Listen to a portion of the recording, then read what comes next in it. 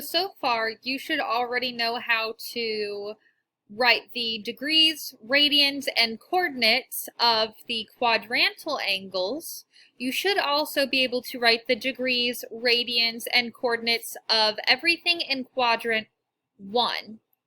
If you need to go back and look at last week's video titled Introduction to the Unit Circle, in parentheses it says 10.3, go back, rewatch that. Otherwise, if you feel pretty confident, I would like for you to pause the video and write the degrees, radians, and coordinates for the quadrantal angles and the radii within quadrant 1.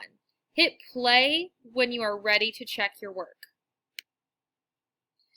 So this is what your unit circle should look like. Feel free to pause the video and check all of your work. Again, you should have listed the degrees, the radii, the radians, and the coordinates of each of the quadrantal angles and everything in quadrant 1. So now I'm going to show you how we fill out the entire unit circle. I think it's easiest if we start with degrees, then we'll do radians, then we'll do the coordinates. So if I'm going to start with degrees, I want to point out that each of these radii represents a radius that will create a special right triangle, so whether that be a 30, 60, 90 or a 45, 45, 90. And we're going to use the reference angles in order to help us. I can see that this radius right here appears to be a 30-degree reference angle. So if this is a 30-degree reference angle, it needs to be a number between 90 and 180. So 180 minus 30 gives me 150. You see that? So it didn't quite reach the 180 or create a semicircle. I'm going to have to do 180 and subtract the 30 to get the degree measure of 150. This right here, the second radius, creates a 45-degree reference angle. So that means I'm going to take 180 and subtract 45 to give me 135. This third radius is a 60-degree reference angle, so 180 minus 60 will give me 120 degrees.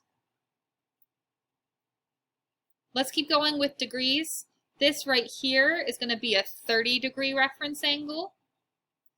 So now I'm going past 180, so it needs to be a number bigger than 180, meaning I'm going to do 180 plus 30. Which gives me 210. The second radius is a 45-degree reference angle, so 180 plus 45, that'd give me 225.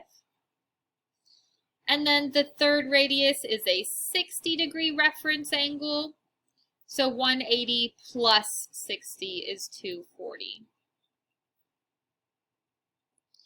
In quadrant 4, we've almost reached a full rotation, which is 360, but not quite yet.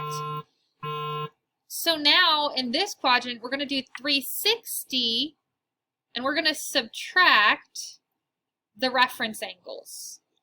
So this right here would be a 30-degree reference angle. 360 minus 30 gives me 330. This right here, my second radius, is a 45-degree reference angle.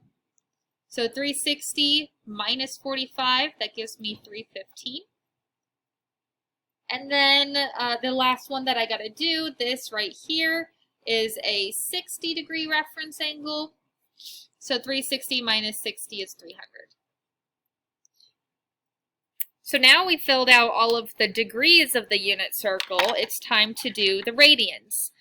You could go ahead and just do all of the math to convert degrees to radians. So you could multiply all of these by pi radian over 180 degrees. That is time consuming, so I'm going to show you a different method, but again, you're welcome to use it. I like to start with the 45 degree or the pi over 4 radians. Those pi over 4s are always right in the middle of the quadrant. So if it's in the middle of the quadrant, it's going to be something over 4 in radians. And we count the quadrantal angles and the middle radii while counting the pi over 4 radians. So I'm starting at 0. Here's 1 pi over 4. Here's 2 pi over 4, which simplifies to pi over 2. Here's 3 pi over 4. Here's 4 pi over 4, which simplifies to pi. Here's 5 pi over 4. Here's 6 pi over 4, which is 3 pi over 2. Here's 7 pi over 4. And here's 8 pi over 4, which is 2 pi. Okay? Now I'm going to add by pi over 6's.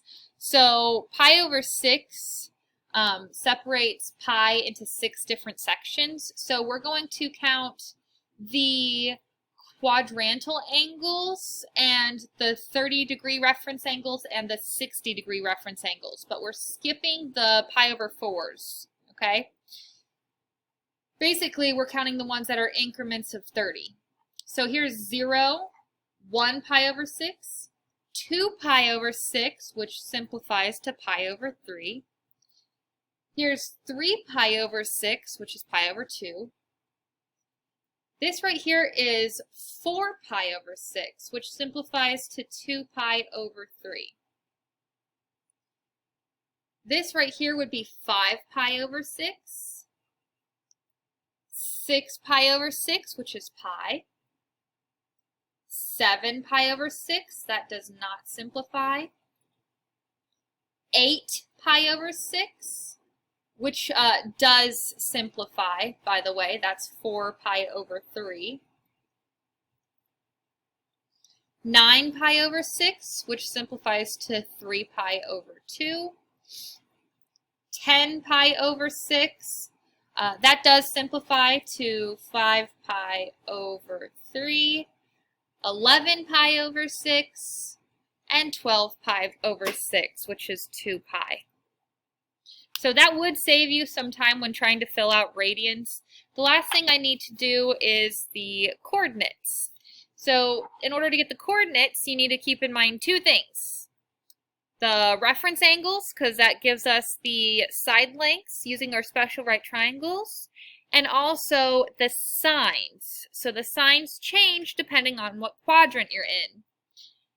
Over here in quadrant 1, the x and y values were positive because it was the positive x, positive y axis. In quadrant 2, it's going to be negative x and positive y. So I'll give you an example.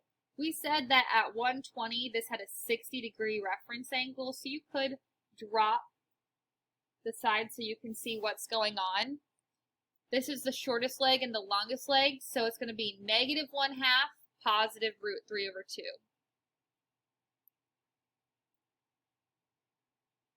At 135, if you drop that, you'll see you've created a 45, 45, 90, which I know both of the legs are root 2 over 2. It's just that this x value would be negative and the y positive. So it's negative root 2 over 2, root 2 over 2. At 150, if you would drop it, you could see that you've created a 30, 60, 90. So the x value is going to be a negative root 3 over 2, and the y value is 1/2.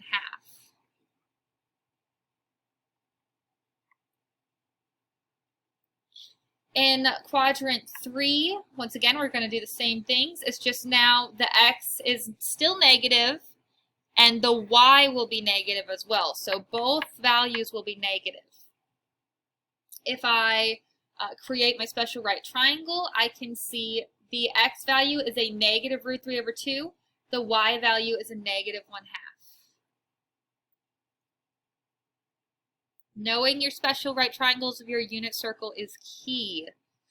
At 225, that's a 45, 45, 90. So I know both of these are root 2 over 2, and they're both negative. So that's negative root 2 over 2, negative root 2 over 2.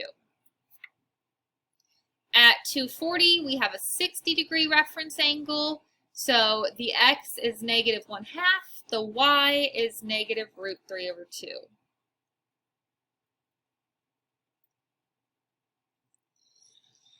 Okay, quadrant 4. So the 300 is a 60-degree reference angle, and because it's in quadrant 4, the x's are positive, the y's are negative. So the coordinate would be positive 1/2, negative root 3 over 2.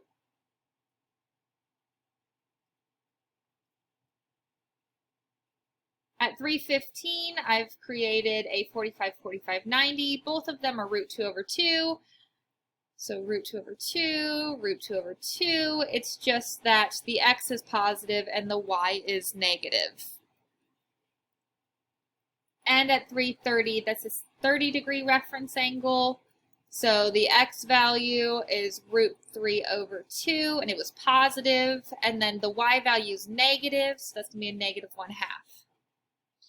I want you to notice that all of the quadrantal angles have either a 0 or a 1, and their signs can be different, so it could be positive or negative 1. All of the 30-degree reference angles, so here, here, here, and here, have an x value of root 3 over 2 and a y value of 1/2. The only thing that's different is their signs. So it was positive, positive, because it's in quadrant 1, negative, positive, because quadrant 2, negative, negative, because quadrant 3, and positive, negative, because quadrant 4. And then all the 60-degree reference angles, so here, here, here, and here, had an x value of 1/2 and a y value of negative root 3 over 2. The only thing that was different was their signs. So positive, positive, because quadrant 1, negative, positive, because quadrant 2, negative, negative, because quadrant 3, and in quadrant 4, it was positive, negative. So hopefully that helps you fill in the entire unit circle, or like I showed you in the previous notes, you don't have to have it memorized. What you could do is sketch the angle, ask yourself what quadrant is in, so you keep in mind what the sign would be. Determine if you want to find the x or y value. So if it's sine, you want the y value. If it's cosine, you want the x value. If it's tangent, you want y over x. You look at the reference angle so you can fill in your side lengths, and then you answer the question.